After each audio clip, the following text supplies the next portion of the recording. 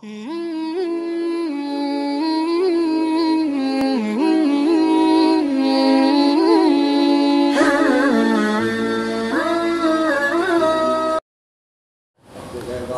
di dalam solat zuhur dan asar. Ngapo? Karena solat zuhur dan asar adalah solat sir yang pelan.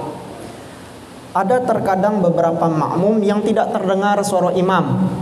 Misalkan mic-nya mati atau hujan deras.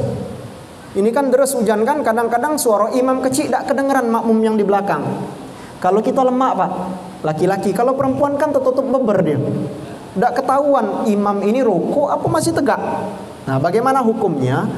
Misalkan seorang makmum dia mendahului imam karena ia tidak mendengar imam, atau karena dia tidak tahu posisi imam seperti apa, sehingga tanpa ia sadari sang makmum mendahului imam dalam beberapa rukun.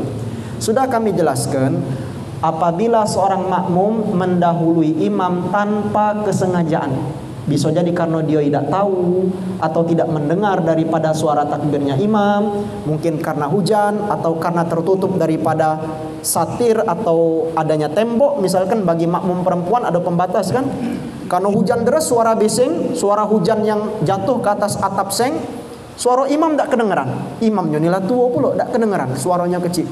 Maka ada makmum yang di belakang mendahului imam, dia sudah sujud duluan. Dia sudah sujud duluan, sedangkan imam masih tegak membaca ayat pendek.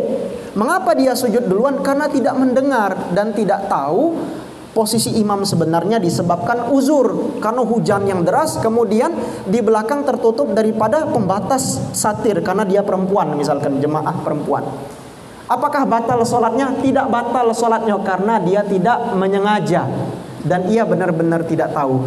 Sehingga kalau dia sadar bahwa dia sudah mendahului imam, maka segera baginya untuk kembali posisinya mengikuti imam. Kalau imamnya masih tegak, tegaklah dia kembali bersama imam. Dan solatnya tidak batal. Mengapa? Karena dia tidak tahu. Yang batal itu kalau seorang makmum mendahului imam 2 rukun berturut-turut, sedangkan ia melakukannya sengaja dan dia tahu itu mendahului imam, maka batal solatnya.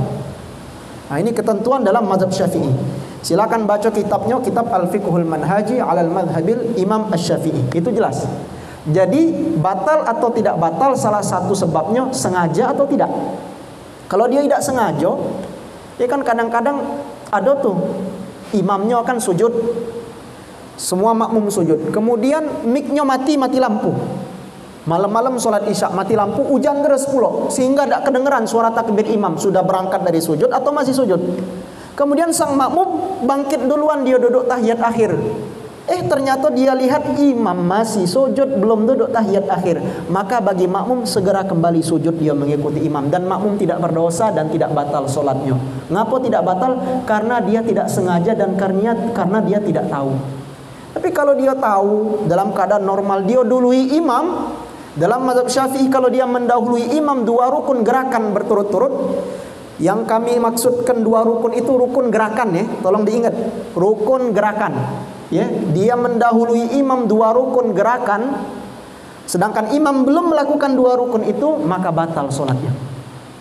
Sedangkan mendahului imam dalam bacaan-bacaan, misalkan seorang makmum mendahului imam dalam bacaan tahiyat akhirnya, tidak batal solatnya. Karena kita tahiyat akhir, baca tahiyat akhir at-tahiyatul mubarakatus shalawatun itu dianjurkan baca dewek-dewek kan.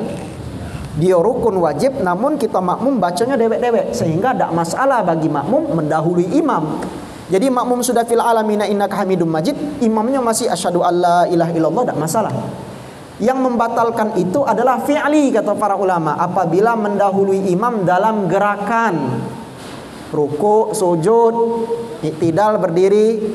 Apabila makmum mendahului imam 2 rukun berturut-turut, yaitu rukun fi'li gerakan, maka batal solatnya. Apabila ia lakukan sengaja dan ia tahu bahwa posisi dia itu mendahului imam. Nah itu Pak Haji, demikian.